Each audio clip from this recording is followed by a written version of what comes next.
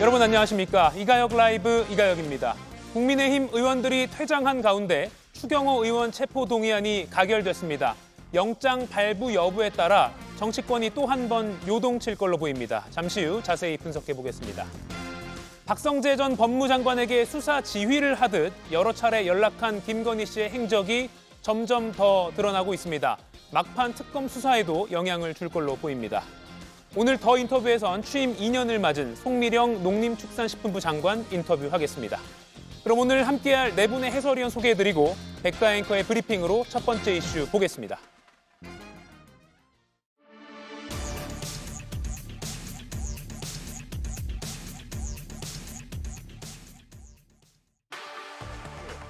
세 번 따라해 주시기 바랍니다. 정치마법 불법 수사, 불법 특검 규탄한다!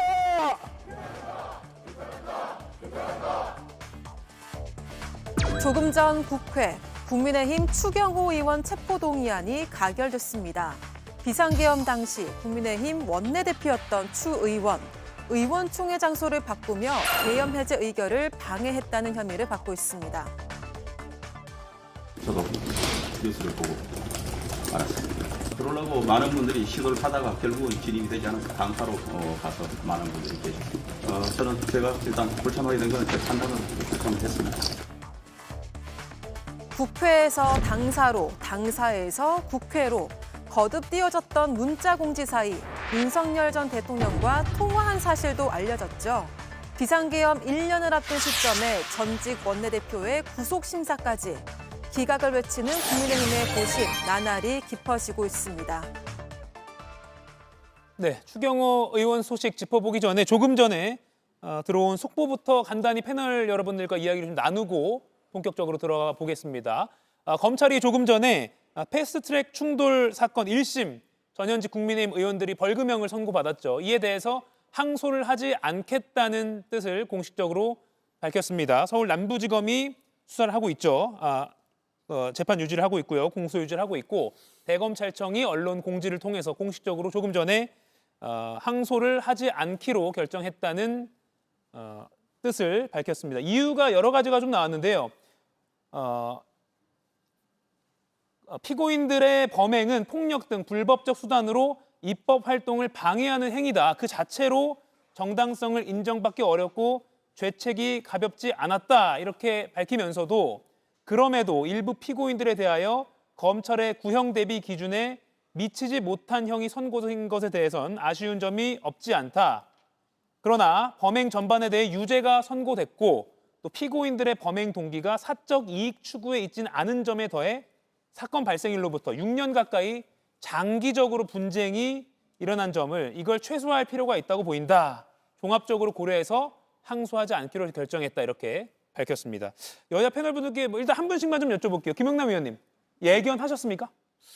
원칙적으로는요. 검찰이 징역형을 많은 경우에 구형했잖아요. 그러니까 나경원 의원에 대해서는 징역 2년을, 그리고 황교안 전 대표에 대해서는 1년 6월 이렇게 징역형을 구형했는데 형의 종류가 완전히 다른 벌금형이 선고된 경우에는 원칙적으로는 항소 대상이 되는 게 맞습니다.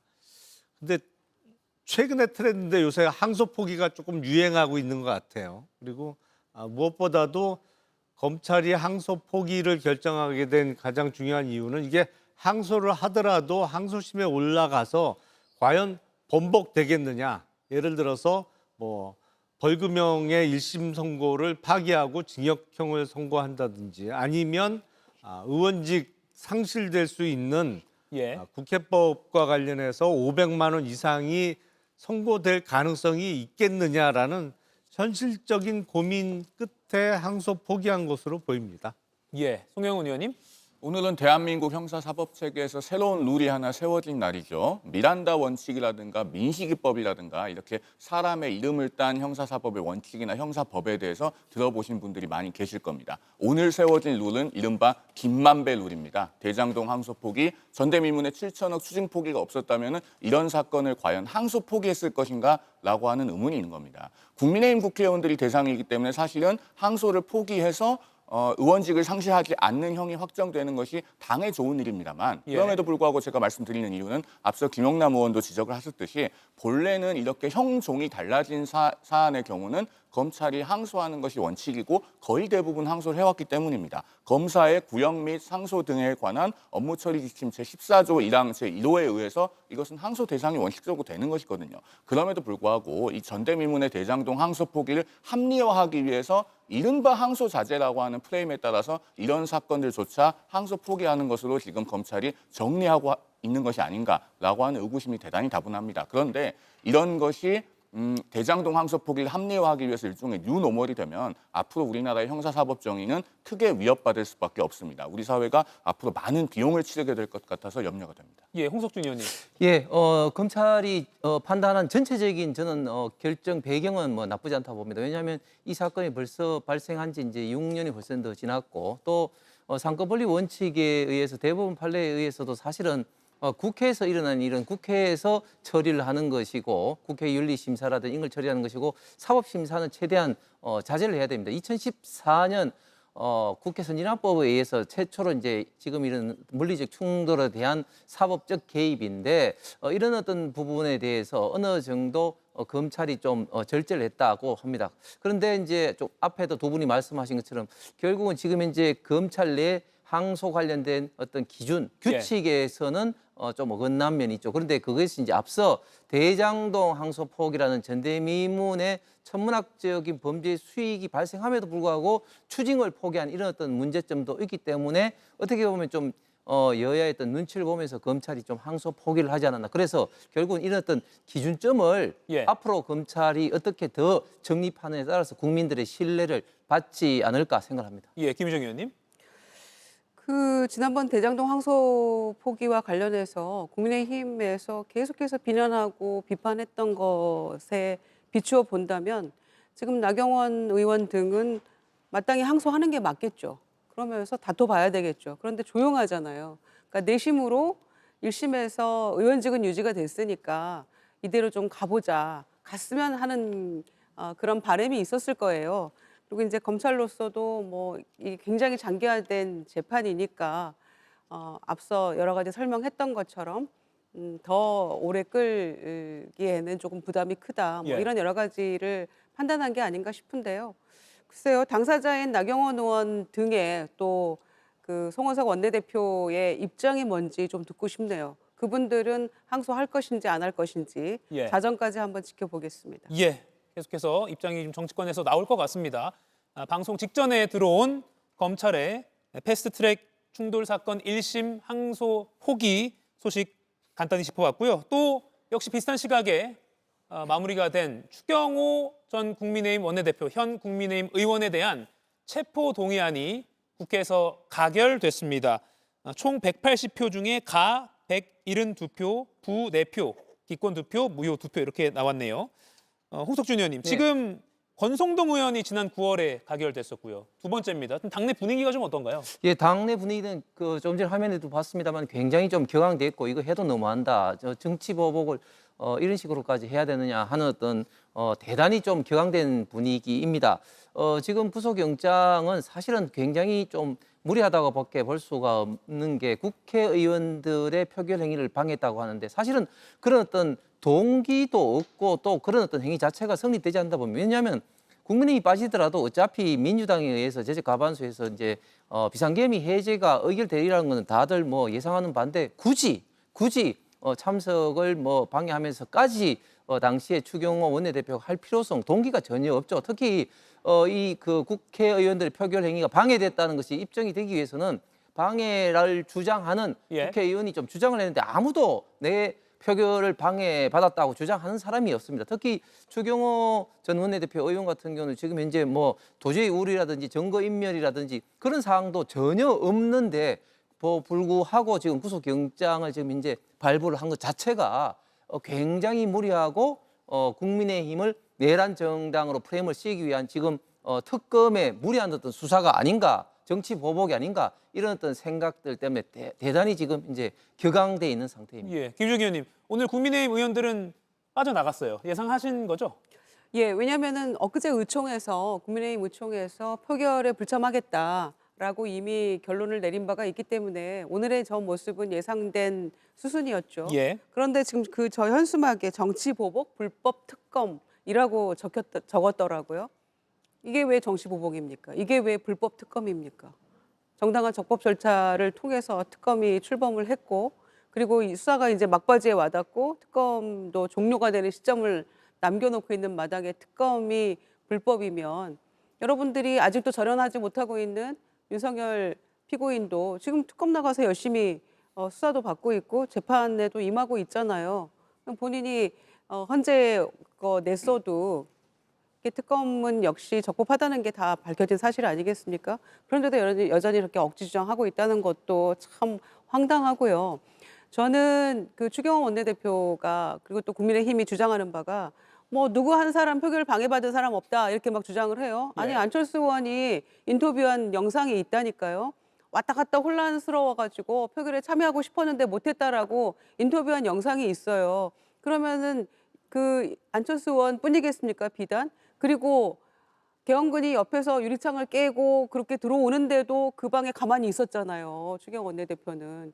우원식 의장이 본회의장으로 의원들 다 와주십시오 했는데 그러고 나서 당사로 집결하라고 한 거 아닙니까? 한덕수 전 총리 어제 15년 구형 받았잖아요. 예. 그런데 7분간 통화했었잖아요. 무슨 얘기를 했을까요?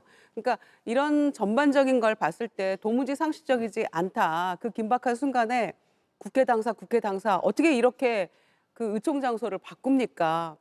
상식에 부합하는 얘기를 해야죠. 한 말씀 더 드리면요. 네. 지금 장애투쟁을 뭐 12월 2일까지 한다고 그랬던가요? 예. 장애투쟁을 1000번, 1000번 하는 것보다 오늘 본회의장에 들어와서 추경호 그 체포동의안 가결표 던지고 국민께 사과하는 게 1000만 배 이상의 소구력이 있다라는 말씀을 드리겠습니다. 예. 추경호 의원은 표결 직전에 신상 발언에서 12.3 계엄 당일 국민의힘 의원 누구에게도 표결 불참을 권유하거나 유도한 적 없다 이렇게 주장했습니다. 특검은 제가 언제 누구와 계엄에 공모 가담했다는 어떠한 증거도 제시하지 못하면서 원내대표로서 통상적인 활동과 발언을 억지로 껴맞춰 영장을 창작했습니다. 계엄 당일 계엄 해제 표결 불참을 권유하거나 유도한 적이 없습니다. 저에 대한 영장 청구는 국민의힘을 위헌정당 해산으로 몰아가 보수 정당의 맥을 끊어버리겠다는 내란몰이 정치 공작입니다. 네, 송영훈 의원님. 저 신상 발언 어떻게 들으셨습니까? 참 말씀드리기 어려운 얘기인데요. 추경호 의원은 지금 구속영장이 청구가 돼서 어쨌든 상당히 궁박한 상황에 있고 또 정치적으로도 어려운 상황에 있습니다. 그런 상황에서 당의 대선배께 이런 지적을 드리는 것이 참 저도 마음이 저어됩니다만 저 신상 발언에서 빠진 부분이 있다고 저는 생각합니다. 그러니까 법적인 부분은 앞으로 이제 법원이 판단할 겁니다. 과연 구속영장을 발부해야 될 정도로 도주나 증거인멸의 우려가 있는가? 그것은 법원의 판단이 영역이지만 추경호 전 원내대표는 계엄 당일 밤에 그 일련의 과정들에 있어서 정치적 역사적 책임은 저는 있다고 생각합니다. 본인이 일단 계엄 해제 표결에 들어가지 않았고 같이 있으면서 들어가지 않은 국회의원들이 있었고 또 본인이 그 당시에 당대표와 보조를 맞춰서 모두 즉시 무슨 방법을 써서라도 국회 본회의장에 들어가서 계엄 해제 표결에 참여해라라고 독려했으면 예. 훨씬 더 많은 국민의힘 국회의원들이 계엄 해제 표결에 동참했을 거고 그렇게 되었더라면 지금 국민의힘의 상황이 훨씬 더 나아졌을 겁니다. 그런 점에 대해서 신상 발언이라고 하는 것은 정치적 행위이기 때문에 거기에서 정치적 책무 또 역사적 책무를 오롯이 다하지 못한 부분에 대한 어떤 책임을 통감하는 부분이 있었더라면 좋았을 것이라는 생각을 합니다. 다만 그것과 별개로 어쨌든 구속영장은 지금 일련의 구속영장들이 기각되어 오고 있는 흐름에 비춰볼 때 발부될 가능성은 그다지 높지 않다 이렇게 보여집니다. 예, 김영래 위원님. 네. 어떠한 증거도 제시하지 못했다 이렇게 추경호 의원이 주장했습니다.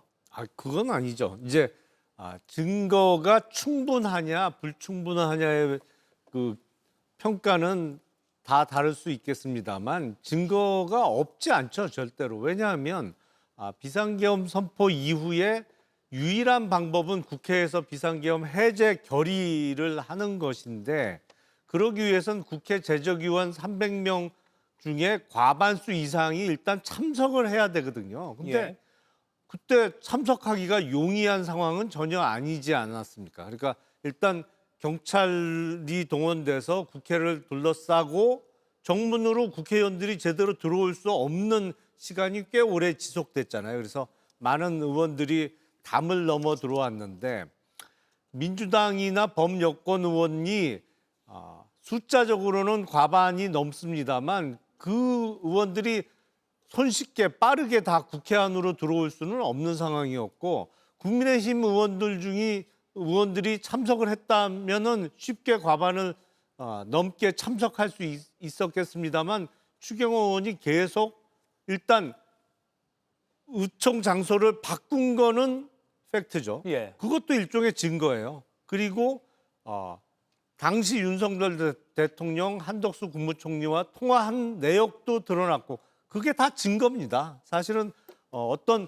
통화 내용과 관련한 녹취 파일이 없을 뿐이지 증거가 없는 건 전혀 아닌데 다만 영장을 발부할 때 법원이 쓰는 기준 그러니까 범죄 혐의의 소명이 충분히 됐느냐 그거는 이제 영장 판사가 결정할 문제죠. 송영훈 위원은 발부 가능성 낮다고 했는데 김영남 위원은 어떻게 보세요? 요새 그 특히 영장 발부와 관련해서는 법조인들의 예측이 더 많이 틀려요. 그래서 쉽사리 예측하기는 어렵습니다만 사실은 앞서 말씀드린 대로 증거는 있는데 이게 충분하냐. 그래서 내란의 그 비상계엄 해제 결의를 방해하기 위한 공모 부분과 관련해서 녹취 파일은 지금 있을 리가 없죠. 그건 통화 당사자 중 어느 한쪽이 녹음을 하고 그 녹음한 거를 세상에 내놔야 녹취 파일이 등장할 수 있는데 예. 뭐 윤석열 피고인이나 한덕수 피고인이 그런 걸 내놓을 리도 없고 당시 녹음을 했는지도 불명확하기 때문에 그 부분에 있어서는 아마 혐의 관련한 소명의 여부가 가장 중요한 문제가 될 것 같아요. 예. 참고로 김영남 위원이 저희 이가역 라이브의 공식 예언가로 거의 등극할 수준으로 여러 번 마쳤고 한덕수 전 총리 15년 구형도 마치셨는데 오늘은 좀 신중한 그런 발언을 하셨습니다. 흘리지 않기 위해서요. 네, 알겠습니다. 추경호 의원의 신상 발언이 끝나자 국민의힘 의원들은 일제히 로텐더 홀로 빠져나갔습니다. 거기서 규탄 대회를 열었는데요. 지도부가 이재명 대통령과 민주당을 향해서 이렇게 목소리를 높였습니다. 46년 전과 똑같은 나비 효과가 다시 일어날 것입니다. 이것은 단순한 가결이 아니라 이재명 정권의 생명을 단축하는 정권 몰락의 트리거가 될 것입니다. 이재명 대통령과 더불어민주당 이분들이 진짜 내란 세력입니다. 1년 내내 총칼 대신에 권력 남용, 외압, 그리고 의사봉 방망이를 철저히 악용하여 대한민국을 짓밟아 온 세력이 바로 내란 세력이라고 생각합니다. 예, 정권 몰락 트리거, 대통령과 여당이 진짜 내란 세력 이런 주장이 나왔습니다. 홍석준 의원님, 네. 국민들이 납득을 얼마나 할지 어떻게 예측하십니까? 예, 이런 어떤 생각이죠. 그러니까 지금 이제 이재명 정권이 들어서고 난 다음에 민주당이 압도적 다수석을 앞세워서 무분별한 어떤 입법 어떤 독재를 하고 있습니다. 3대 특검을 비롯해서 노란봉투법이라든지 수많은 어떤 반기업적인 그런 어떤 법들을 양산하고 있고 심지어는 지금 사법개혁이라는 미명으로 사법부의 어떤 독립을 침해하는 그런 어떤 행동도 서슴지 않고 있습니다. 이재명 대통령이 7박 10일에 해외 순방에 돌아오자마자 하는 이야기가 사법부 모독 그리고 또 본인하고 직접적 관계 있는 이화영 재판에 어떤 검사들이 집단 퇴정한 것을 두고 또 감사를 하라고 하는 것은 명백히 직권 남용에 해당되는 것일 수밖에 없죠. 이런 식으로 무분별한 어떤 권력을 행사하는 것이 대단히 지금 현재 문제가 되고 있는데 심지어 상대방인 국민의힘을 내란 정당이라는 프레임으로 몰아세우기 위해서 전 원내대표인 추경호 의원의 이런 어떤 구속영장 심사를 이렇게 압도적으로 지금 이제 찬성한 것은 과거 79년 YS 시절과 비슷하다고 볼 수밖에 없다 이런 생각이고 저희 국민의힘이 왜 저렇게 로텐더에서 이제 나왔느냐 결국은 이제 국민의힘 21대부터 국회의원의 불체포 특권을 포기하겠다. 그런 어떤 약속을 지키기 위해서 나왔는데 민주당과 이재명 대통령은 어떻게 했습니까? 철저하게 국회의원의 어떤 불체포 특권을 악용을 하면서 계속해서 버티고 있는 사람들이 현재도 있고 과거에 이재명 의원도 과거에 그랬죠. 그렇기 때문에 오히려 국민의힘은 약속을 지키기 위해서 불체포 특권을 약속을 지키기 위해서 저렇게 하고 있는데 어쨌든 이런 어떤 것에 대해서 법원이 최후의 법치주의 어떤 수호자로서 보루로서 잘 국소영장 심사를 대응을 잘 하리라고 한마디 더 드린다면 조금 전에 이제 김영남 의원이 이제 그 대통령과 어떤 통화를 어떤 지금 현재 녹음 파일. 추경호 이제 의원의 어떤 그런 이야기를 하면서 했는데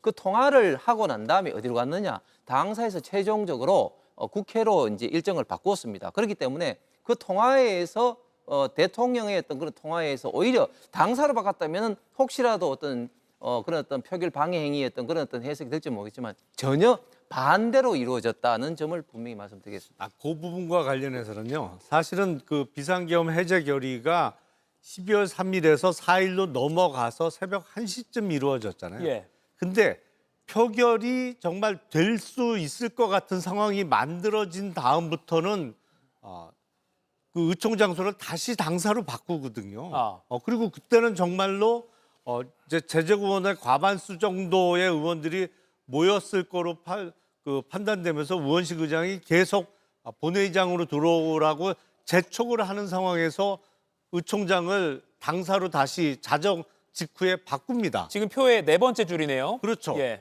그리고 멀쩡하게 국회 본관에 있던 추경호 당시 원내대표하고 국민의힘 소속 국회의원들이 국회를 나가버려요. 그러면서 본회의장에 표결 참여를 안 하고 그 안에 들어가 있던 국힘 소속의 현역 의원은 오히려 전화해서 밖으로 나오게 만들거든요. 그러니까 그거는 비상계엄 해제 결의를 방해하려고 그런 행동을 했던 거로밖에 해석이 안 되는 거죠. 예. 뭐 특검이 지금 통화 기록이나 또 문자 기록을 다 확보하고 수사를 하고 있으니까 조금 더 지켜보겠습니다. 12.3 불법계엄 1년이 가까워졌는데 앞서 로텐도홀에서 그런 구호가 나왔습니다. 국민의힘 일각에서는요. 계엄에 대해서 사과하고 윤 전 대통령과 절연해야 한다는 목소리도 공개적으로 나오고 있습니다. 지도부에서도 이 사과 성찰의 메시지가 나가면 좋겠고요. 그게 안 된다고 한다 그러면 의원들이 개별적으로 목소리를 내는 것도 저는 필요하다고 봅니다. 최소한 원내 교섭단체 수준으로는 그러니까 한 20명 정도는 돼야지 않을까. 윤 전 대통령에 대한 판결이 이제 1월, 2월 정도 나올 예정이고 여기 판결에 따라서 오히려 지도부가 이 윤어게인들한테 공격을 당할 수 있지 않을까에 대한 조바심과 두려움도 있지 않을까 개인적으로는 추측이 되는데 저는 망하지 않는다라고 생각합니다. 예, 김재섭 의원의 추정으로는 한 20명 정도 이상은 사과 목소리를 내지 않을까 이렇게 예측을 했습니다. 송영훈 의원님, 지금 당내에서 사과 요구하는 초재선 위주일 것 같기도 하고요. 좀 분위기가 어때요? 그런데 제 추론입니다만 사실은 익명으로 이런 것에 대해서 아마 의사를 묻는다면은 20명보다는 훨씬 더 될 것으로 생각합니다. 예. 사실은 국민의힘이 이제 원내대표 선거를 하면은 소위 이제 주류라고 불리는 분들이 대체로 얻는 득표가 한 60표에서 70표 정도 사이 나오거든요. 그런데 의석수는 107석이지 않습니까? 그러면은 애초에 그 쇄신파라고 하는 분포 자체가 20석보다는 훨씬 더 됩니다. 그리고 지금 이제 계엄이 만 1년 되는 시점을 맞아서 국민의힘 전체가 이 문제에 대해서 국민들께 진정성 있는 사과를 하고 매듭 짚고 넘어가야 될 필요성은 점점 더 커지고 있습니다. 그 당위성에 대해서 공감하는 분들이 많을 것이기 때문에 저는 20명보다는 훨씬 더 내심의 의사를 갖고 있는 분들은 많을 것이라고 생각이 되고 그러면은 여기에 대해서는 당 지도부가 올바른 결정을 통해서 당을 살리는 방향의 결정을 해야 된다라고 생각합니다. 여기에 부응할 수 있는 기회는 이제 며칠 남지 않았습니다. 이 시점마저 지나버리면은 아마 민심이 상당 기간 떠나서 더 돌아오기 어렵게 되지 않을까라고 하는 염려를 개인적으로는 가지고 있습니다. 당에서 정말 숙고해서 현명한 판단을 내려주시기를 이 방송을 통해서 간곡하게 부탁드립니다. 예, 김유정 의원님, 상대당이지만 앞서 아까 로텐도홀에서 정권 몰락 트리거다, 대통령과 여당이 진짜 내란 세력이다 이런 주장이 나왔거든요. 12.3 내란 1년이 얼마 안 남았는데 그러면 이런 아까 젊은 그런 초재선 의원들의 목소리가 지도부까지 잘 전달이 되리라고 그리고 진정 어린 사과가 지도부 차원에서 나올 거라고 보십니까? 국민의힘에서요? 그러니까 지도부에서 그런 결정을 내려서 공식적으로 사과를 해도 될까 말까 한 거 아닙니까? 이제 계엄 1년을 목전에 두고 있는데 아직도 사과를 하냐 마냐 이러고 있다는 게 이게 믿어집니까? 게다가 지금 이재명 대통령 비롯한 민주당이 지금 내란 세력이다 이렇게 얘기하고 있는 것은 윤석열 피고인 부부와 마찬가지로 집단 망상입니다, 이것은. 그리고 뭐 김재원 최고위원 같은 분은 사과를 뭐 언제까지 해야 되냐. 국민이 됐다고 할 때까지입니다, 그것은. 제대로 사과한 적 한 번도 없잖아. 언제까지 사과를 해야 되냐고요? 누가 언제 어떻게 사과를 제대로 했습니까? 그 부분에 대해서 정말 다들 부끄러워할 줄 알아야 된다라는 생각입니다. 예. 그리고 뒤늦게나마 지금 초선 의원들이 저런 기류를 보이는 것은 그나마 다행한 일이긴 합니다만 말로만 사과해서 될 일도 아니고 후속적인 조치도 이어져야 될 텐데 지금 지도부가 저러고 있으니까 12월 2일 날 사실 사과를 하려면 어제 했어야 돼요. 늦었지만 한덕수 전 총리 15년 구형 예. 나왔을 때 그런 한덕수 피고인을 가지고 소위 쌍권 지도부가 대선 후보로 바꾸려고 한 거 아닙니까? 바꿔치기 하려고. 그러면 정말 부끄러운 줄 알고 사과해야죠. 정치적으로 도의적으로 책임을 지면서. 그런데 그것도 지나갔고 이제 추경호 원내대표 전 원내대표가 뭐 구속이 되면 사과를 할까 말까 생각해보고 예. 기각되면 지금 더 거세게 민주당에게 지금 너네가 내란세 이렇게 할 참입니까 지금? 그러니까 말이 안 되는 것이고요. 12월 2일까지 장애 집회하다가 갑자기 그러면은 추경호 의원 구속되면 급변침해서 사과합니까? 그러니까 도무지 그 어떤 말을 해도 믿기지가 않는 것이고요. 나경원 의원 같은 경우에 초선은 아무것도 모르면서 가만히 있어 했잖아요. 그러면 5선 의원들, 중진 의원들이 중심을 잡고 민심에 부응하는 방향으로 당을 끌어가야 될 거 아닙니까? 그런데 완전히 반대로 가는 그런 행보만 하고 있기 때문에 저는 초선 의원들의 저런 모습이 그나마 다행한 일이라고 생각합니다만 지금 장동혁 대표를 비롯한 또 예. 송원석 원내대표는 찬성입니까 반대입니까 사과에 이걸 의원들을 향해서 여론조사한다며요. 그런 얘기까지 나오고 있는 마당이니까 기대 난망입니다. 진짜 보수 정당으로 가는 길은 아직 멀었구나. 또 야당이 정신 차려야만 정치가 바로 갈 텐데 저는 뭐 지금 모습으로 봐서는 희망이 없어 보입니다. 홍석준님 짧게 요거만 여쭐게요. 네. 공교롭게도 12월 3일쯤 추경호 의원의 영장 발부 여부가 나올 거다 이런 관측이 나오고 있습니다. 물론 심사 일정이 아직 법원이 통보가 되진 않았고요. 그러면 지금 김유정 의원이 예상한 대로 예를 들면 두 가지 시나리오를 놓고 발부되면 이렇게, 기각되면 이렇게 그걸 좀 재고 있다 이렇게 언론에서 예측을 하는데 그런 분위기인 겁니까? 아닙니다. 그런 분위기는 아니고요. 그리고 김유정 의원이 사과를 하지 않았다 하는데 지금 비상계엄 관련해서는 윤석열 전 대통령부터 해서 한동훈 전 대표 그리고 권영세 전 비대위원장이 비상계엄 자체에 대해서는 사과를 했었죠. 그다음에 대통령 선거 당시에는 대통령 선거 후보였던 김문수 후보도 몇 차례 사과를 했고 송원석 원내대표도 사과를 했습니다. 그런데 이제 문제는 뭐냐? 과연 사과를 했을 때 차후에 어떻게 될 것이냐? 과연 당의 지지율이 뭐 중도파 좌파들이 예를 들면 뭐 이제 국민의힘이 정신 차렸으니까 이제 국민의힘을 지지해야지 이렇게 생각하겠습니까? 저는 절대 그렇지 않다. 오히려 그렇게 된 의원은 아니 왜 비상기업만 사과하냐? 이제 내란 사과해야지 이런 식으로 더 나갈 수도 있다. 그래서 사과를 하지 않은 것이 아니라 지금까지 사과를 했는데 앞으로 그러면 이번에 사과를 해서 또 앞으로 국민의힘이 어떻게 될 것이냐 이런 부분에 대해서 당 지도부가 고민을 하고 있는 것 같습니다. 예. 어제 한덕수 전 총리 15년이 구형됐습니다. 어제 이 시간에 저희가 한 전 총리 최후 진술 발언 영상은 법원에서 저녁쯤 제공을 해줘서 다뤄드리지 못했는데 잠깐 좀 보여드리겠습니다. 어제 최후 진술에서 기억이 분명하지 않다라는 주장을 되풀이했습니다. 본 사건은 대한민국 민주주의에 대한 테러입니다. 국가, 국민 전체가 피해자입니다. 다시는 대한민국에서 이와 같은 불행한 역사가 되풀이되지 않도록 하여야 할 것입니다. 피고인에게 징역 15년을 선고하여 주시기 바랍니다. 절벽에서 땅이 끊어지는 것처럼 그 순간 이후의 기억은 맥락도 없고 분명치도 않습니다. 다른 국무위원들을 모셔서 다 함께 대통령의 결정을 돌리려 했습니다만 그 역시 역부족이었습니다. 그날 밤의 혼란한 기억을 복귀하면 복귀할수록 제가 부족한 사람이었다는 절망감이 사무칠 따름입니다.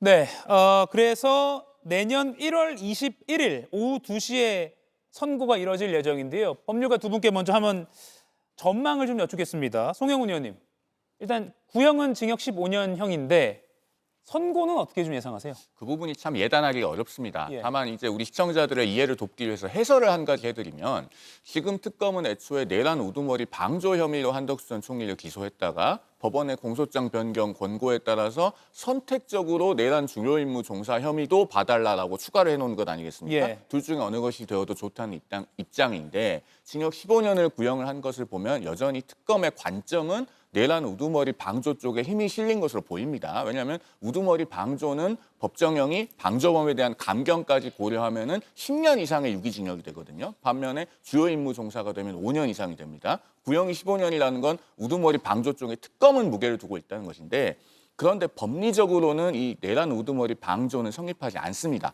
왜냐하면 형법 주석서에 보면 내란이라고 하는 것은 본래 집합범이라고 해서 여러 사람이 다 함께 하는 것이기 때문에 그 내부자들 간에는 방조범이 존재하지 않는다. 그래서 우두머리를 도우면은 주요 임무 종사이고 주요 임무 종사를 도우면은 부하 수행이고 이런 식으로 된다는 취지로 해설을 해놓고 있어요. 그래서 저는 우두머리 방조는 법원에서 인정하지 않을 것으로 보고 주요 임무 종사를 인정하느냐 마느냐에 따라서 이제 양형이 정해질 것이다 이렇게 보고 있습니다. 예, 숫자로 말씀해 주시기는 아직 현재는 그걸 예단하기 어려운 것이 예. 다른 관련자들에 대한 판결이 하나도 내려진 게 없습니다. 예. 예를 들면 한덕수 전 총리에 대한 비난 가능성은 직접적으로 군을 움직인 이른바 3사령관들이라든가 이들을 총지휘했다고 평가받는 김용현 전 국방장관에 비해서는 그래도 낮다고 보는 것이 타당하지 않을까 싶어요. 그런데 이런 인물들에 대한 구형과 선고가 현재까지 한 건도 없었기 때문에 사실은 이들과의 비교하에서 그 양형의 균형을 따져야 되는 문제가 있어서 지금 숫자로 예단하기는 조금 어려운 측면이 있어 보입니다. 예, 김영남 의원님.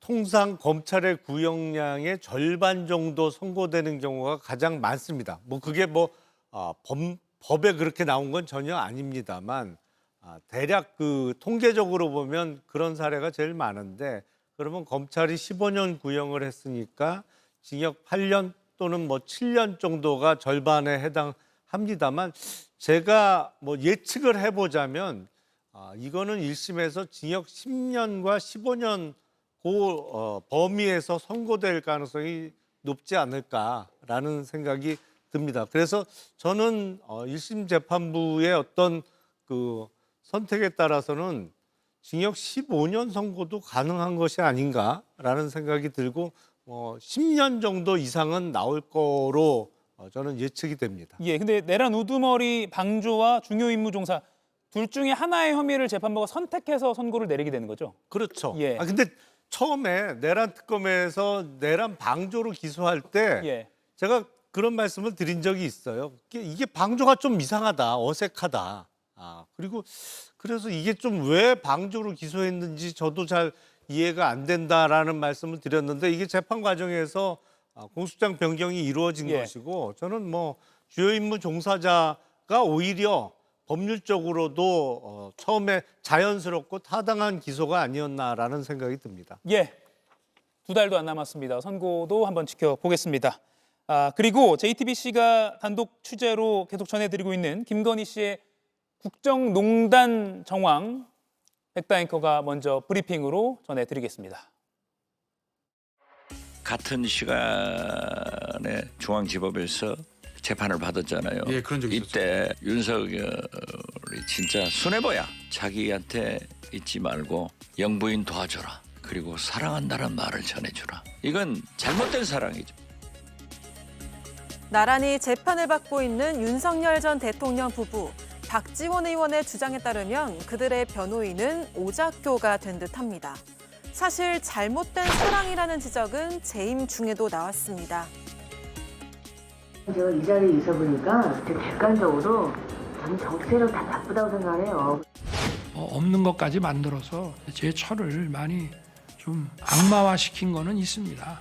불법을 저질렀다 그러면 아무리 사랑하는 아내지만 제가 검찰총장이나 대통령으로 있다고 하면은 제가 그건 할 수 없습니다. 없는 것까지 만들어서 악마화시킨다. 하지만 김건희 씨가 국정 곳곳을 개입한 정황 거듭 드러났었죠. 내가 정권 잡은 거기는 완전히 완전히 무사하지 못할 거야 아마. 방송에 이름 팔지 말고 그냥 일이라고 했어요. 이른바 V0 의혹은 아직도 진행 중입니다. 이번엔 법무부 장관에게 직접 자신의 수사를 지휘한 정황이 나온 겁니다. 대통령 부인이 대통령을 좀 도와서 잘 하기를 바라는 그런 일들을 국정농단이라고 그런다면은 그거는 국어사전을 좀 다시 정리를 해야 될 것 같다는 생각은 좀 들고요. 국정농단 사건으로 스포트라이트를 받았던 윤 전 대통령.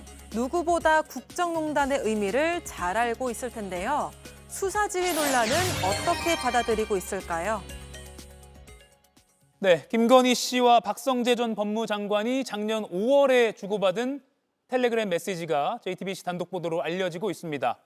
본인의 수사부터 또 김혜경, 김정숙 여사, 또 김명수 전 대법원장 수사 진행 상황을 묻기도 했습니다. 김희정 의원님, 네. 바로 단도직입으로 여쭈면 이거 국정농단이라고 보십니까? 국정농단 그 이상이라고 생각합니다. 예. 이 정도면 소설에도 찾아보기 어려운 이야기 아닙니까? 그러니까 저희가 한간에 떠돌던 이야기가 사실이 아니기를 바랬던 마음이 이제는 그게 다 사실이었구나 라로 이제 굳혀져 가고 있는 순간들이라고 생각합니다. 증거들이 하나둘씩 나오면서요. 그러니까 명태균 씨가 했던 말이 있잖아요. 인사권 소위 반반 하기로 했다더라. 그러니까 박성재 법무부 장관을 김건희 씨가 픽한 사람인가? 뭐 이런 생각까지 들 정도로 정말 도대체 어떻게 한 나라, 우리 대한민국의 국무위원, 장관이 대통령 부인의 그 메시지를 받고 소위 이제 박성재 당시 장관이 뭐라고 답을 했는지는 지금 밝혀지지는 않았잖아요. 예. 그러면 근데 이후에 그 수사 지휘하는 것처럼 했던 모든 말들이 실행에 옮겨졌잖아요. 수사도 진짜 계속 진행이 되고 재판도 가고 이렇게 된 거 아닙니까? 그러니까 결국에는 그 말대로 됐다라는 것인데 이게 도대체 이런 식의 농단을 전 세계 어디에서도 저는 찾아보기 어려운 일이라고 생각을 하고요. 그 특검 수사 받으러 나왔을 때 아무것도 아닌 사람이 국민 여러분께 심려를 끼쳐드려 죄송하다고 예. 그 목소리가 계속 귓가를 맴도는 것 같은 기분인데요. 이런 일들을 이렇게 저질러 놓고도 본인이 아무것도 아닌 사람이라고 정말 스스로 생각해서 이렇게 했을까요? 그리고 비단 본인의 수사뿐만 아니라 김혜경 여사나 김정숙 여사 수사 왜 안 하냐라고 다그쳤던 것은 빨리빨리 그런 거에서 내 거 좀 덮어야지. 뭐 하고 있어? 이렇게 지금 지휘뿐만 아니라 저는 호통치는 거라고 생각을 했거든요. 뿐만 아니라 김명수 대법원장 사건도 마찬가지입니다. 그 체포 명단에도 들어간 분 아닙니까? 김명수 대법원장은. 예. 그러니까 이 모든 게 그러면은 어디서 비롯된 건가 저희가 추정할 수 있다고 생각합니다. 홍석준 의원님, 네. 국정농단 그 이상이라고 김희정 의원은 평가하셨습니다. 예, 저는 지금 그 일어났던 텔레그램이 부적절한 건 분명하죠. 그런데 이거를 국정농단이다 이렇게까지 보는 건 저는 아직까지는 성급한 것 같습니다. 왜냐하면 일단 본인의 어떤 일단 기본적인 사건이고 그리고 지금 그 김정숙 여사라든지 김혜경 어떤 여사 같은 경우는 또 본인과 유사한 전직 어떤 영부인 입장에서 어떻게 보면 좀 궁금한 사항에서 법무부 장관한테 물어봤는데 만약에 박성재 법무부 장관이 여기에 대해서 일일이 다 답변을 한다든지 뭐 보고를 한다든지 이렇게 하면은 상당히 좀 문제가 더 커지고 국정농단의 어떤 개연성도 있겠지만 지금 김건희 여사가 단순히 법무부 장관에게 자기 어떤 사건이 어떻게 되고 있느냐 이렇게 물어보는 것 자체가 어떻게 보면 김건희 여사 영부인 입장 이전에 하나의 어떤 수사를 받는 입장으로서 물어보는 그런 거기 때문에 이게 국정농단이다 이렇게까지 지금 현재 나타난 것만으로 단정 짓기는 상당히 좀 이른 것 같습니다. 예, 두 분의 시각차가 있습니다. 그러면 이 텔레그램이 오갈 때 상황을 저희가 그래픽으로 정리를 했는데 그걸 먼저 보여드리고 나머지 두 분께 의견을 좀 여쭙겠습니다. 보면 2024년 5월에 이 텔레그램이 오갔는데 그 전에 보면 이원석 전 검찰총장이 김건희 씨 명품 빼수수 전단팀을 구성하라고 지시했죠. 그랬는데 열흘도 안 돼서 잡음이 나오더니 11일 만에 서울중앙지검장과 1, 2, 3, 4차장이 바뀌었습니다. 그리고 이 텔레그램이 오갔고요. 그리고 몇 개월 뒤에 비공개 조사 많이 논란이 있었죠. 그리고 나서 무혐의 처분을 받게 됐습니다. 김영남 위원께 먼저 여쭤볼게요. 이런 텔레그램 오간 게 저런 김건희 씨에게 유리한 결과로 귀결되는데 한몫했다 이렇게 보십니까? 만약에 박성재 당시 법무부 장관이 김건희 측의 저런 문자나 무슨 메시지에 대해서 아무 대답을 안 했다고 하면 어떤 일이 벌어졌을까요? 우리가 그렇게 되면 어떤 일이 벌어지는지를 한번 본 적이 있어요. 이른바 일심 논란이라고 해서 예. 난리가 한번 났었잖아요. 가만히 안 있었을 겁니다. 만약에 무대응으로 일관했다고 하면 분명히 답을 했어요. 그 내용이 아직 외부에 알려지지는 않았습니다만 일방적으로 문자만 보내고 그거에 대해서 어떤 대답을 안 하거나 그 지시, 사실상 지시인데 그 지시에 따른 조치가 이루어지지 않았을 리가 없어요. 그랬으면 박성재 장관이 법무부 장관에서 진작에 쫓겨났죠. 방금 우리가 시간 테이블에 봤습니다만 이원석 당시 검찰총장이 명품백과 관련해서 특별수사팀 지시 구성을 지시하니까 바로 서울중앙지검 지도부가 완전히 해체돼 버렸어요. 예. 갑자기 인사를 냈거든요, 그때.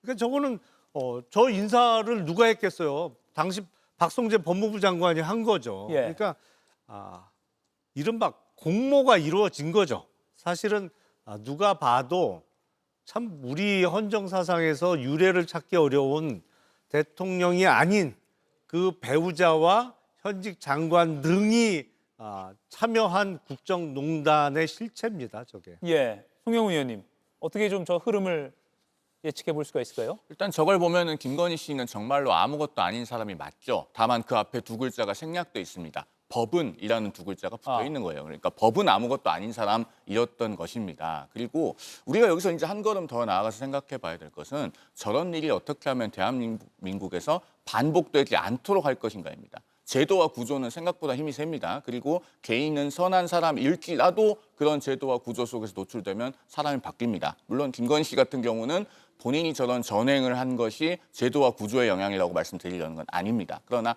앞으로 제도와 구조에 빈틈이 뚫려 있으면 유사한 일이 반복 가능하다는 것이죠. 우리가 이렇게 지나고 나서야 한동훈 당시 국민의힘 대표가 특별감찰관을 조속히 도입해야 된다고 했을 때 왜 대통령실에서 그렇게 극구 반대를 하고 여당 대표를 사실상 쫓아내려고 했는가에 대해서 이제 좀 의문이 풀리고 있습니다. 그런데 아직도 특별감찰관 공석이죠. 빨리 민주당이 추천해서 대통령실에 특별감찰관 임명되도록 해야 됩니다. 그리고 더 나아가서 대통령 배우자는 어느 정부에서나 대통령이 미혼이 아닌 한 대통령과 가장 물리적으로 가까운 거리에 있는 사람입니다. 그렇기 때문에 대통령의 배우자에 관한 법률을 이제는 제정할 때가 됐습니다. 그렇게 해서 일정한 공적 지위를 부여하면서 동시에 강력한 감시와 책임이 뒤따르도록 해야 됩니다. 만약에 그런 것이 없으면 물론 김건희 씨는 대단히 특이한 경우인 것은 맞습니다만 앞으로 제2, 제3의 준 김건희가 등장하지 말라는 법이 없습니다. 지금 우리가 죽은 권력을 성토하는 것을 넘어서 제도적 해결책도 같이 고민을 할 때라고 생각합니다. 예. 그런데요, 이 타임라인을 봤고 또 저희가 텔레그램을 봤는데 비슷했던 정황들이 떠오르는 게 있습니다. 교육부 차관, 김건희 씨의 최측근이의 자녀가 학폭에 휘말리니까 그 즈음에서 당시 대통령 부인이 교육부 차관에게 직접 전화를 걸어서 통화한 사실이 있죠. 그리고 이건 최근입니다만 검찰 수사가 시작되니까 민정수석과도 비화폰으로 통화를 한 일도 있습니다. 뭔가 대통령 부인이 이 정부 인사들과 고위직들과 직접적으로 소통하는 게 상당히 이례적인데 워낙 사례가 정황이 많이 나왔습니다. 홍석준 의원님. 네. 그러다 보니까 이번 박성재 법무장관과의 텔레그램도 의구심을 갖고 지켜보지 않을 수가 없고요. 뭔가 좀 습관적이었을까요? 그렇습니다. 이제 그 김건희 여사가 본인이 이제 그 과거 이제 그 코로나 콘텐츠라든지 사업을 하다 보니까 굉장히 좀 적극적이고 좀 활발하게 어떤 대인 접촉을 많이 이제 하는 그런 어떤 성향이 계셨죠. 그래서 사실은 이제 후보 시절부터 직접적인 어떤 전화 접촉을 하지 말아야 된다 그런 어떤 이야기를 주변에서 많이 했습니다. 그래서 그런 것을 상당히 조심했는데 과거에 그래서 예를 들면 뭐 서울의 소리라든지 뭐 그런 여러 가지 어떤 어떻게 보면 좀 함정성 그런 전화를 통해서 많은 또 곤욕을 좀 치르기도 했습니다. 그래서 상당히 그런 어떤 부분에 대통령실에서도 좀 자제를 했는데도 계속해서 김건희 여사가 지금 드러난 것은 계속해서 정부 관계자와 직접적 소통을 굉장히 많이 했다. 이게 좋은 의미일 수도 있고 나쁜 의미일 수도 있을 겁니다. 왜냐하면 우리 대한민국의 영구는 좀 독특한 어떤 지위로서 공식적인 어떤 그런 어떤 지위는 아니지만 어쨌든 대통령의 어떤 부인으로서 어떤 그 민심을 전달할 수 있는 또 귀중한 또 역할을 할 수밖에 없는 그런 자리인 것이죠. 그래서 좋은 어떤 면도 있겠지만 지금 와서 보면 이렇게 많은 정부 관계자들하고 접촉을 하는 것이 마치 어떤 본인의 직접적인 관계되는 일에 대한 어떤 뭐 청탁이라든지 이런 어떤 문제를 야기할 어떤 그런 어떤 가능성이 있는 것처럼 어떤 비춰지기 때문에 지금 이렇게 그 접촉한 그런 것들이 다 김건희 여사에게 지금 부담으로 지금 다가오는 것 같고, 그런데 이걸 또 너무 지금 김건희 여사가 통화를 하고 접촉한 것들이 다 이게 불법이다, 잘못됐다 이런 식으로 하는 것도 지금 현재 드러난 것이 없는 상황에서 대단히 저는 마녀 사냥의 어떤 가능성도 굉장히 많다. 아직까지 상당히 드러난 어떤 불법적인 것은 아직까지 극히 일부이기 때문에 향후 좀 지켜봐야 될 부분도 많을 것 같습니다. 그건 그렇지 않습니다. 대통령 부인이 직접 장관에게 수석에게 이렇게 통화하는 경우는 그건 잘못된 겁니다. 그런 일은 없었어요, 과거에. 그런데 직접 장관에게 전화해서 지시하고 교육부 차관이랑 통화하고 민정수석과 통화하고 그것도 비화폰으로.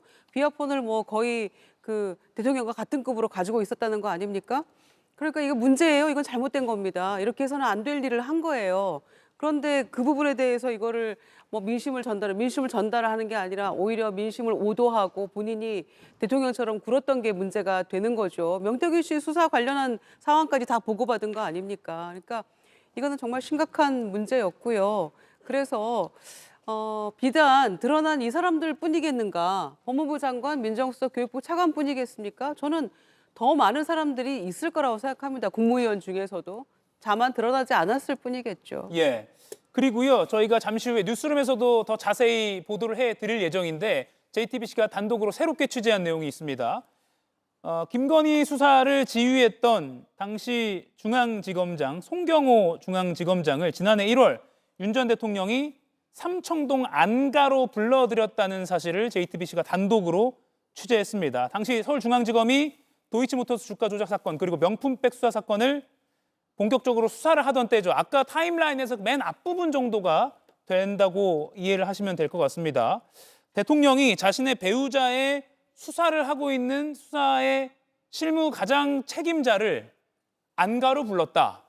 김영남 의원님, 검찰 올해도 경력을 갖고 계시니까 안가로 가는 게 흔한가요? 없죠. 없다. 그런 경우가 없죠. 예. 근데 송경호 당시 서울중앙지검장은 그 당시 김건희의 소환 조사의 필요성을 주장했던 입장으로 알려져 있거든요. 그러니까 검찰청으로 소환 조사를 해야 된다. 적어도 뭐 처분은 뭐 기소든 불기소든 나중에 결정할 문제지만 일단 검찰청사로 영부인이 출석을 해서 조사를 적어도 한 번은 받아야 된다라는 주장을 했는데, 그런 주장을 하기 전에 미리 안가에 불러서 무슨 회유를 했는지 협박을 했는지 모르겠습니다만 그게 안 먹히고 나서 그다음 어떤 일이 벌어졌냐? 바로 5월 13일 날 송경호 서울중앙검사장이 갑자기 인사가 나서 딴 데로 전보되는 거예요. 그렇죠. 그러면서 그 밑에 있던 차장급까지 다 날아갔거든요. 그리고 이창수 서울중앙지검장이 올라왔죠. 그렇죠. 그러면서 이른바 황제 조사 내지는 뭐 검사들이 대통령실의 다른 건물에 출장을 가서 핸드폰 다 뺏기고 조사를 한 건지, 조사를 검사들이 받은 건지 모르겠습니다만, 그리고 불기소 처분이 이루어진 거잖아요. 그러니까 뭐 불러서 좋은 말로 할 때 뭐라고 했는데 그 말이 일단은 본인들의 의도대로는 안 먹힌 것이 아닌가 싶어요. 전형적인 이게 권력을 이용한 뭐 협박 내지는 직권남용으로 충분히 볼 여지가 높아 보입니다. 협박 또는 직권남용 범죄와 직결될 수 있다. 송영은 의원님, 당시 상황을 보면요. 총선 승리하려면 김건희 당시 여사의 사과가 필요하다라고 한동훈 비대위원장이 뭐 대통령실 향해서 많이 직언을 하던 그때거든요. 그런 상황에서 당시 중앙지검장을 삼청동 안가로 불렀다는 사실이 지금 JTBC가 새롭게 취재한 내용입니다. 그러니까 그 당시에 어쨌든 한동훈 전 비대위원장이 공개적으로 문제 해결을 촉구한 것은 알고 보니 대단히 용기 있는 일이었다라고 평가할 수 있겠죠. 그리고 지금 일련의 과정들을 봤을 때 전현직 법무부 장관들 그리고 지금 검찰의 모습들이 상당히 많이 대비가 됩니다. 예를 들면 박성재 전 법무부 장관 같은 경우도 김건희 씨로부터 텔레그램 문자를 받았을 때 과감하게 익십했어야 됩니다. 그랬으면 본인이 이렇게 곤궁한 처지에 있지 않았을 거라고 생각이 돼요. 앞서 김용남 의원께서도 한동훈 전 법무부 장관과의 경우를 비교해서 말씀해 주셨는데 지금 정성호 법무부 장관 같은 경우도 이 대장동 항소를 해야 된다고 검찰에서 보고가 올라오니까 이것에 대해서 신중하게 판단하라라고 해서 사실상 외압 의혹을 받고 있는 것 아니겠습니까? 그러니까 어느 쪽이 정권을 잡아도 이렇게 검찰에 대해서 뭔가 압력을 가해서 사건을 꺾으려고 하는 일들이 계속 일어나고 있는 겁니다. 이걸 막는 방법은 결국에는 검사들이 소신 있게 안 꺾이는 것밖에 없습니다. 지금 검찰의 수명이 시한부인 상황입니다만은 어쨌든 본인들이 소신 있게 일을 해야 국민들께서 검찰이 계속 존재할 만한 가치가 있다라는 평가도 다시 해주실 것이다라는 말씀을 이 방송을 빌어서 꼭 좀 전하고 싶습니다. 김유정 의원님 지금 30초 남았는데 네. 송경호 당시 중앙지검장을 삼창동 안가로 불렀다. 이것도 특검 수사가 필요할 것 같네요. 그러니까요. 이 부분도 그러니까 이거는 다 연결되는 지점이 내란 동기가 과연 무엇이었는가하고 저는 연결이 된다고 생각하거든요. 그 서울지방경찰청장이 안가에서 들은 이야기가 있잖아요. 매우 개인적인 뭐 여러 가지 문제가 이유가 있다 이렇게 얘기를 했던 기억이 나기 때문에 김건희 씨 수사와 관련한 이런 일련의 상황들이 결국에는 이 계엄을 불러온 직접적인 동기가 아니었나. 예. 명태균 씨 수사도 마찬가지고요. 그렇게 생각합니다. 그러니까 그때 당시에 명태균 씨가 내가 구속되면 뭐 정권 망한다 한 달 내로 뭐 이런 얘기 했잖아요. 그러니까 이게 상당한 위기의식으로 다가왔기 때문에 일련의 이런 상황들이 벌어지지 않았나. 저는 그래서 송경호 전 총장도 네, 중앙지검장이요. 중앙지검장도 예. 이 부분에 대해서 좀 명확히 밝혀야 될 시점이 오지 않을까 생각합니다. 예, 이 소식은 당분간 또 저희가 더 다뤄야 할 것 같습니다. 오늘 네 분과의 토론은 여기서 마무리하겠습니다. 고맙습니다. 홍 장관님은 전에 말씀하셨던 건 안 했죠. 저도 신임입니다, 신임. 한 말씀 하시죠. 새로운 각오로.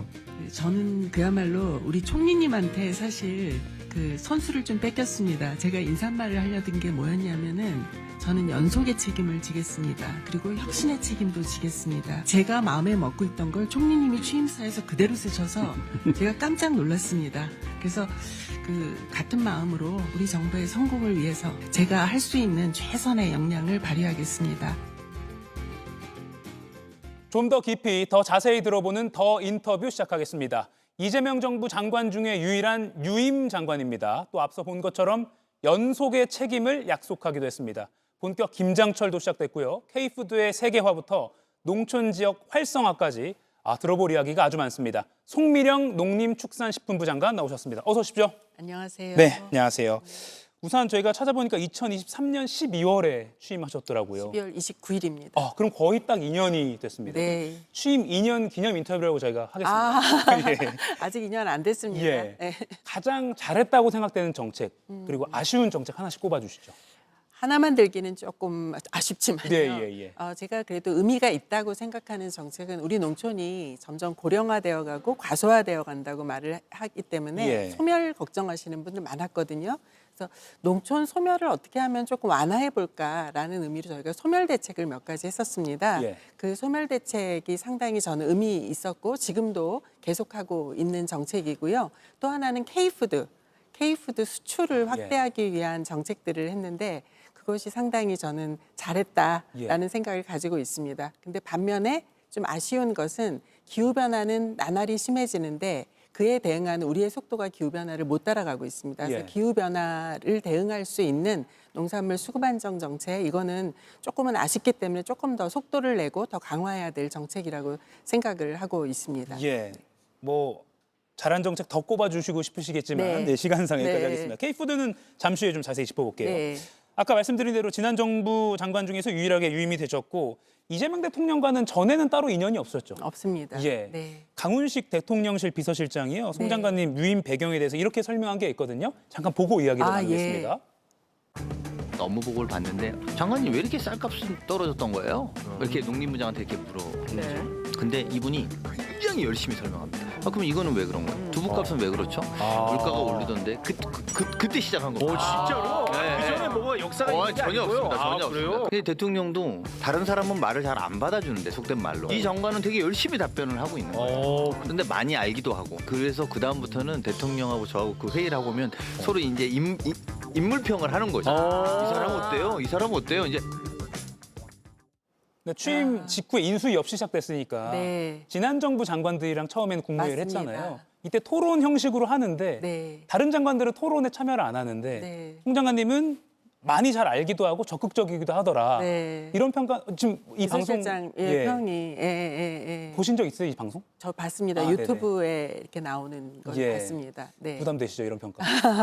네. 근데 저도 또 몰랐던 사실을 알게 된 계기가 되기도 했었습니다. 예. 근데 지금 기억해 보면 취임식 하신 다음 날 아침에 국무회의 하자고 하셨고 예. 그때 부처별로 현안을 준비해 와라. 그래서 2페이지씩 저희가 준비를 해갔었습니다. 예. 그래서 다 돌아가면서 보고를 했던 기억이 있습니다. 예. 네.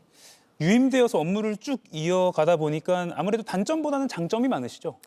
아무래도 제가 그 대통령께서 우리 농림부 장관도 신임이다. 신임 소감 한번 해봐라라고 이야기를 하실 때 제가 그렇게 말씀을 드렸었어요.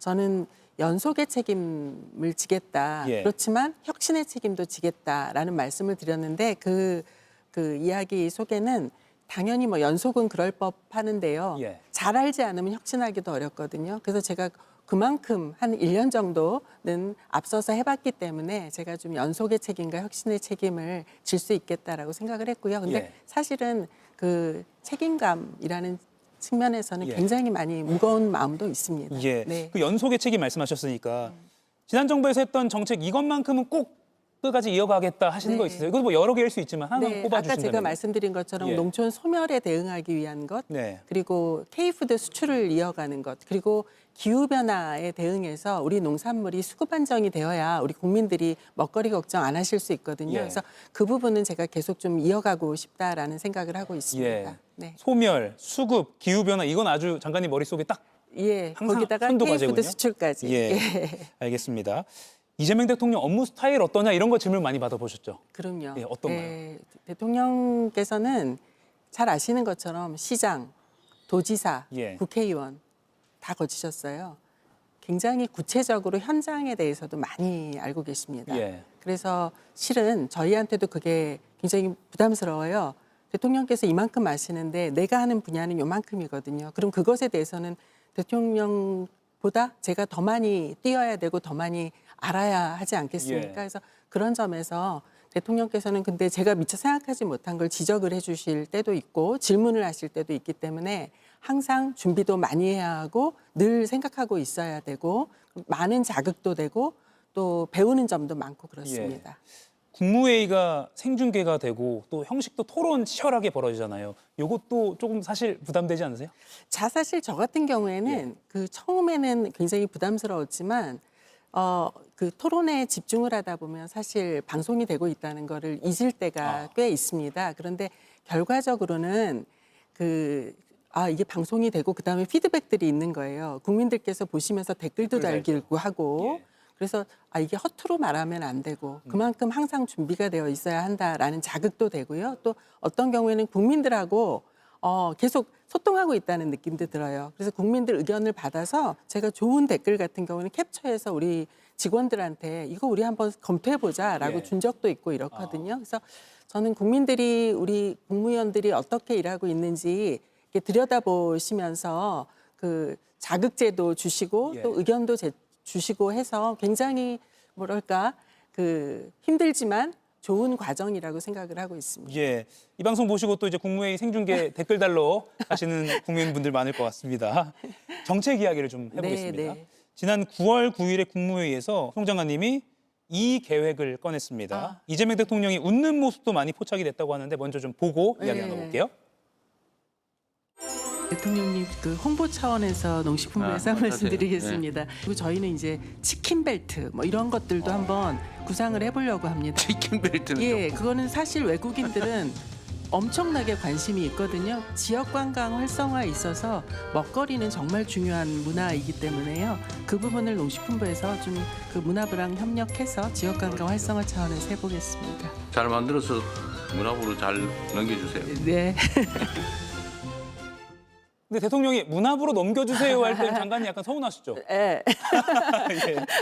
지금 네. 치킨벨트 추진 어디까지 와 있습니까? 지금 치킨벨트 관련해서는 사실은 저희가 미식벨트의 일환으로 치킨이 한 주제인 거고요. 미식벨트는 작년부터 해서 장류, 그리고 뭐 전통주, 김치 이렇게 벨트, 소위 미식벨트 사업을 해오고 있습니다. 예. 그래서 치킨을 제가 우리 한식에 대한 외국인들의 선호 조사를 해보니까 몇 년째 부동의 1위가 치킨이에요. 예. 그래서 치킨 벨트를 한번 해보자라고 했던 것이고요. 그래서 내년엔 치킨 벨트 하기 위해서 관광업계, 그다음에 치킨 업계 이렇게 코레일까지 다 참여를 해가지고 치킨 벨트 어떻게 구현을 해볼까 해서 저희가 뭐 10월부터 회의도 좀 하고 이렇게 진행을 하고 있습니다. 그래서 지금 생각에는 내년 초가 되면 국민들 전체가 참여해서 우리 치킨 벨트를 구상해보는 그리고 실현해보는 뭐 이런 작업들을 우리끼리 조용히 하다가 짠 하고 하는 게 아니라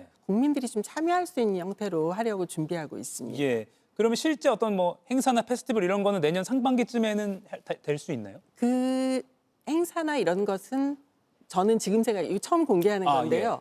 99 그러면 치킨 생각 나시죠? 99, 9월 9일. 그래서 저는 99데이에 맞추면 어떨까라는 생각을 저 혼자 하고 있는 거고요. 뭐 확정은 아니지만 그래서 그 전에 준비를 해서 그런 무렵에 뭔가 계기에 좀 그 모습을 드러내는 건 어떨까 이렇게 생각하고 있습니다. 예. 네. 또 어떤 특정 날보다는 또 장기적으로 봤을 때. 장기적으로 사실은 계속 돌아가면서 할 수도 있어요. 예. 치킨이 너무 다양하니까요. 조리법에 대해서. 그 경주 에이펙 그 즈음에 젠슨 황 CEO랑 이재용 회장이랑 맞습니다. 정의성 씨 그때도 치킨이 한번 또 세계적으로 회자가 됐잖아요. 그쵸. 그런 장면들도 좀 활용을 하면 너무 좋죠. 그리고 K-팝 데몬 헌터스에서 왜 김밥 장면 뭐 이런 것 때문에 K-푸드에 대해서 전 세계인들이 다시 한번 또 들여다보고 이러지 않습니까? 그래서 치킨은 정말 저는 좋은 소재이고 뭐 치킨을 넘어서 떡볶이는 안 되겠습니까? 김밥은 안 되겠습니까? 우리가 미식에 있어서 지금 그야말로 K-푸드에 대해서는 전 세계인들이 열광하고 있기 때문에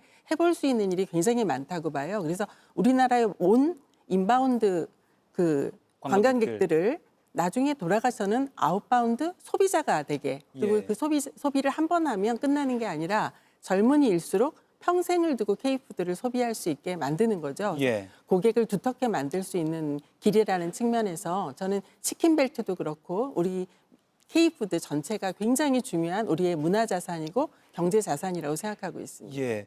제가 몰랐는데 우리 단감이 중국 시장이신 줄 알았어요. 네. 이번에 에이펙 계기로 해서 그렇게 됐는데요. 저희가 한 17년 동안 준비를 했었던 것이고요. 근데 그 서로 간의 수입 절차 이런 것들은 이미 완료가 됐는데 한 2년 동안 중국에서 MOU 체결이 없었기 때문에 수출을 결정을 못 하고 있었어요. 근데 이번에 에이펙 계기에 우리 대통령께서 그 중국 주석하고 이렇게 또 MOU 서명을 해서 잘 이렇게 이루어지게 됐습니다. 그래서 단감도 앞으로 굉장히 유망한 수출 품목이 되게 되었습니다. 그러네요. 또 국내에 많은 돈도 벌어다 주고. 맞습니다. 3만 5천 농가가 단감 농사 짓고 계신데 국내 소비는 단감이 좀 줄어들고 있었거든요. 그래서 해외에 이제 소비처가 더 늘어나는 것이니까요. 굉장히 기대하고 있습니다.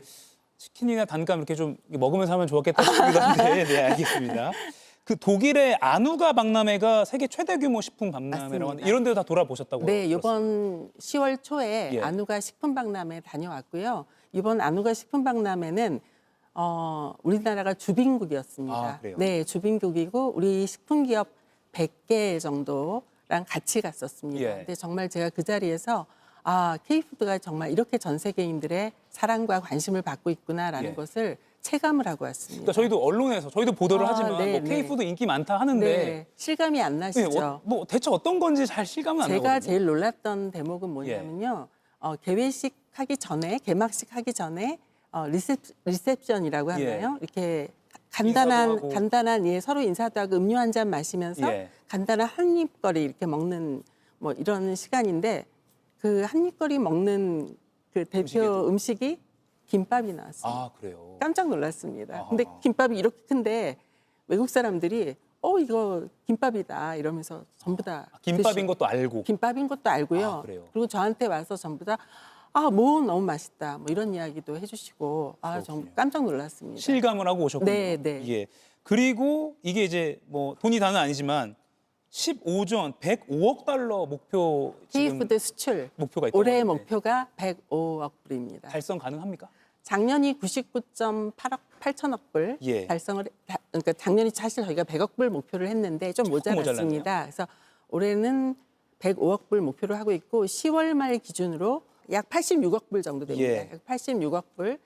그럼 전년 동기하고 비교하면 5% 성장을 한 거거든요. 예. 그러면 열심히 노력하면 목표 될수 달성을 할 수 있겠다라고 생각하고 있습니다. 예, 기대를 해보겠습니다. 비슷한 맥락에서 배추 국제 명칭에 원래는 차이니즈 캐비지였는데 맞습니다. 김치 캐비지가 추가됐어요. 김치 캐비지가 추가됐습니다. 예. 코덱스라는 일종의 식품 법전인데요. 188개국이 회원국이거든요. 근데 이 회원국들 동의를 다 얻어서 예. 이제 배추의 표기를 김치 캐비지를 추가를 하자라고 예. 했습니다.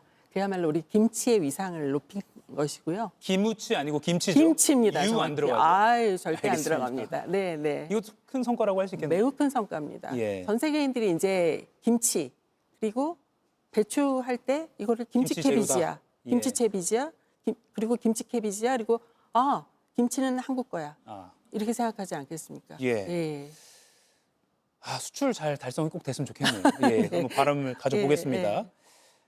한미 관세 협상에서 걱정하는 목소리가 농수산물 쪽에 좀 있었어요. 왜냐하면 예. 우리 대통령실은 농수산물 추가 개방 없다라고 했는데 미국 측 요구 사항을 보면 미국산 농업 생명공학 제품의 규제 승인 절차를 간소화한다 뭐 이런 것들이 들어있어서 적어도 계속 압박은 계속될 것 같거든요. 예, 그 LMO 제품 같은 경우에는 제도 절차상의 개선을 하자라는 것이고요. 지금 예. 팩트시트에 담긴 내용은 우리 정부는 처음부터 그 쌀이나 소고기 같은 우리 농산물의 추가 개방은 없다. 이거는 레드라인이다라고 예. 분명히 했었고요. 그렇지만 지금 말씀 주신 대로 지금 뭐 한미 통상 협상은 이렇게 잘 되었습니다만 그 다음에 단계에는 어느 나라에서건 어떤 뭐 계속 시장 개방에 대한 압력은 있을 수밖에 없다라고 예. 생각을 합니다. 그래서 저희가 뭐 국민들의 건강이나 안전을 위해서 그리고 우리 농업의 민감성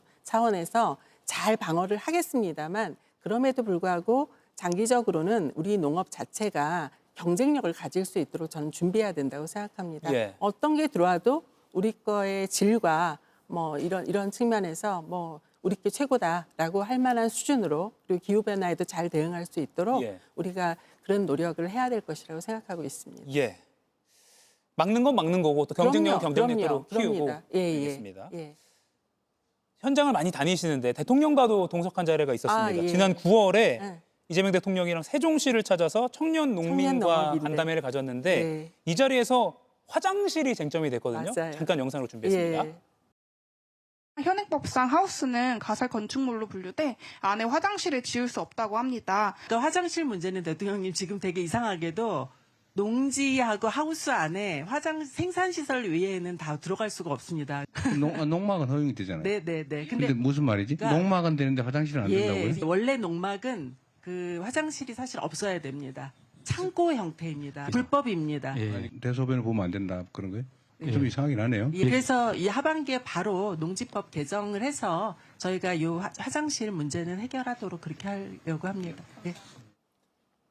현장 가니까 이제 목소리들이 생생하게 나왔잖아요. 예. 이것도 규제 합리화 방안에서 논의가 됐나요? 맞습니다. 예. 지금 저 이야기는 사실 제가 몇 군데 들었던 이야기예요. 예. 근데 정말 우리 농지에 생산시설 외에는 설치가 안 되다 보니까 하우스도 들어가고 축사도 들어오는데 화장실이 안 돼요. 근데 일하는 이상하시지 사람이, 않아요? 예. 축사에는 분뇨가 있는데, 그러니까 가축의 분뇨는 되는데 사람의 인분은 안 된다는 거죠. 예. 이상한 거였죠. 그래서 저 문제는 해결을 해야 되겠다라고 생각을 했고요. 그래서 저희가 하여튼 연내에는 법률 개정을 해서 화장실하고 주차장 등을 우리 농지에 설치할 수 있도록 그렇게 하려고 지금 준비하고 있습니다. 예. 그러면 내년에는 막 멀리 걸어가서 화장실 안 써도 되는 거네요. 맞아요. 그래서 사실은 정작 우리 농업인들 불편하게 했던 거거든요. 예. 그래서 그런 부분들은 적극적으로 신속하게 규제 개선하도록 하겠습니다. 예.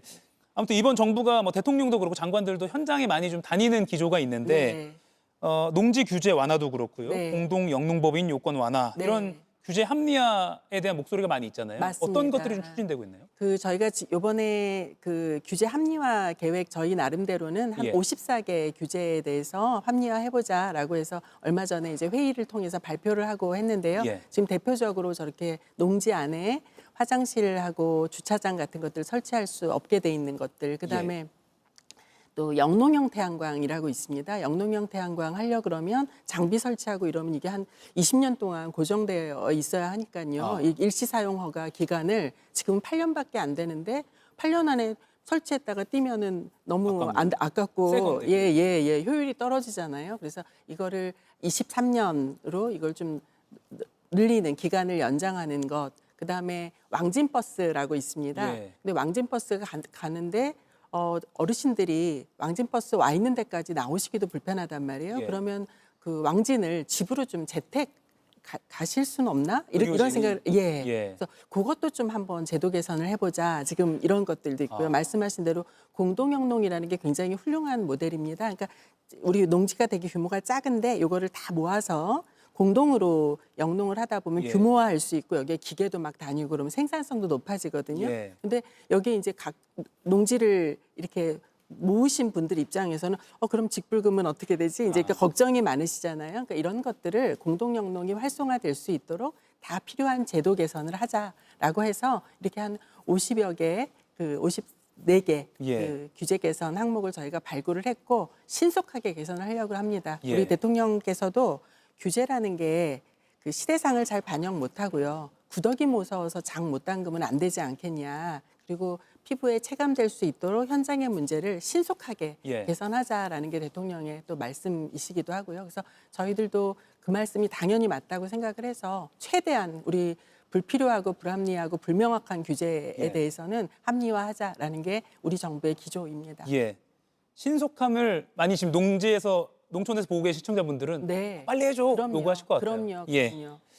그리고요, 농촌 균형 성장 이것도 어떻게 보면 이건 뭐 농림부뿐만 아니라 대한민국 성장의 어떤 큰 과제이기도 한데 뭐 이른바 농촌 활력이라고 할까요? 농촌을 다시 한번 좀 생생하게 생동감 넘치게 하는 그런 정책들은 어떤 걸 추진하고 계세요? 그러니까 저는 농촌이라고 하면 어떤 느낌 가지고 계세요? 농사 짓는 곳? 이렇게 생각하기에 쉽죠. 그렇죠. 그런데 사실은 농촌이라는 게 사람들이 사는 공간이기도 하고요. 그리고 일하는 공간이기도 하고 농사뿐만 아니라 많은 일이 일어납니다.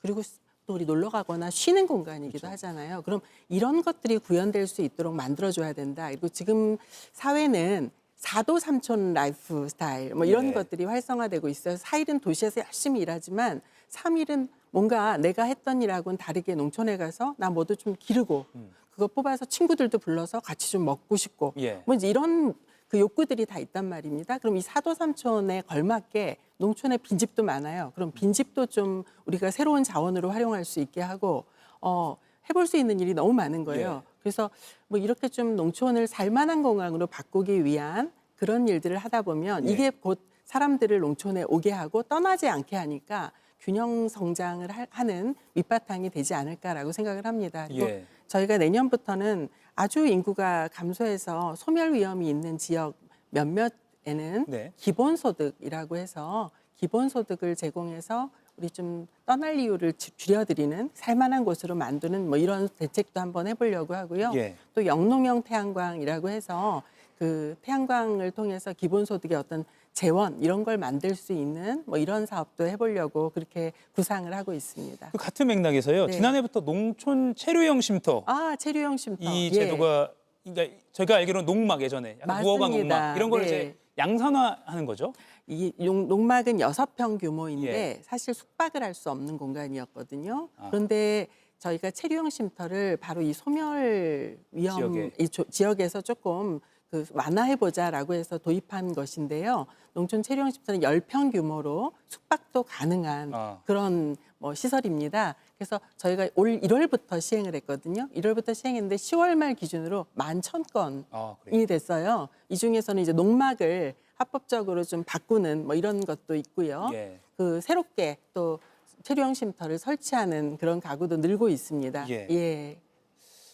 그러니까 농촌에 살아볼 기회를 많이 지금 늘리는 그런 취지인 거네요. 네, 누군가한테는 별장처럼, 누군가한테는 귀농을 하기 전에 내가 농촌을 체험해 볼 수 있는 공간으로 예. 쉽게 이용할 수 있도록 해놓은 것이 농촌 체류형 쉼터입니다. 예.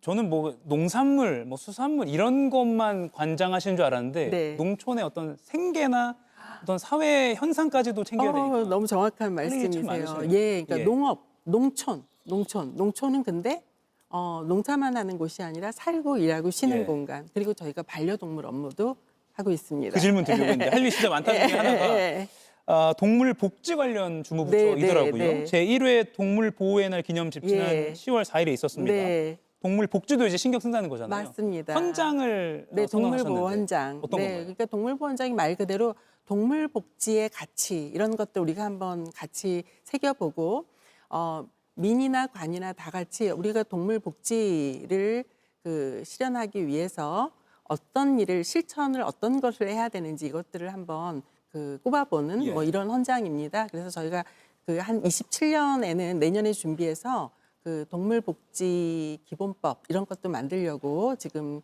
생각하고 있습니다. 예. 우리 새 정부의 국정과제 중에 하나가 사람과 동물이 더불어 행복한 사회이기도 하거든요. 그래서 국정과제 중에 또 하나이기 때문에 아주 열심히 동물의 복지도 챙겨보도록 하겠습니다. 저도 반려동물을 키우는 입장에 참 반가운 소식이겠습니다. 예. 개인적인 여기서 입장을 밝혔네요. 더 여쭙고 싶은데요. 네, 시간이 다 됐어요. PD가 빨리 끊으러 갑니다. 아유, 여기까지 마무리하겠습니다. 네. 지금까지 송미령 농림축산식품부 장관과 이야기 나눠봤습니다. 고맙습니다. 고맙습니다.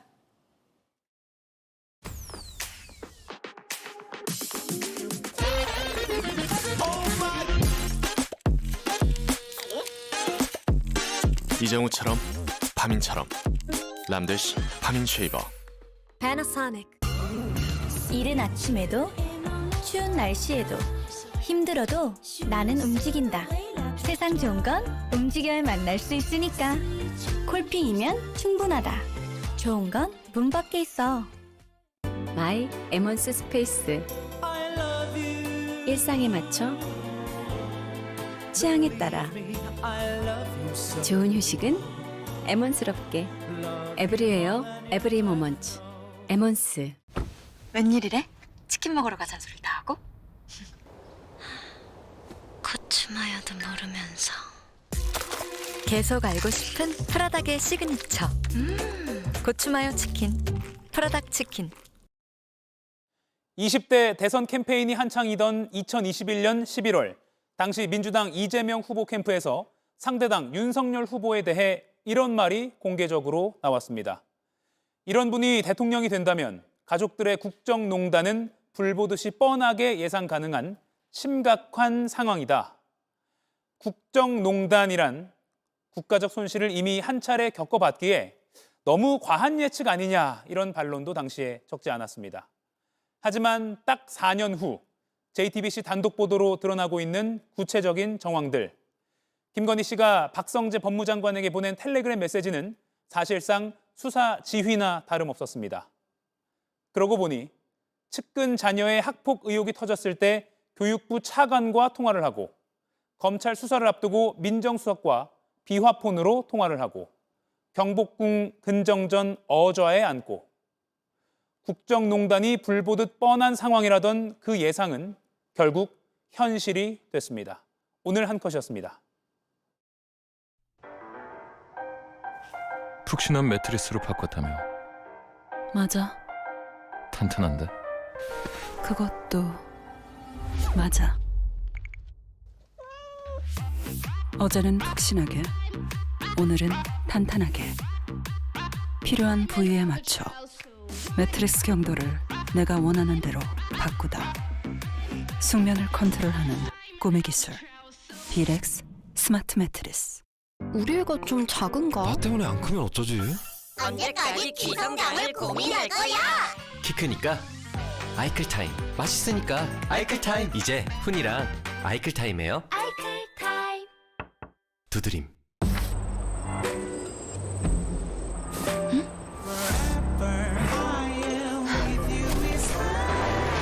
겨울이니까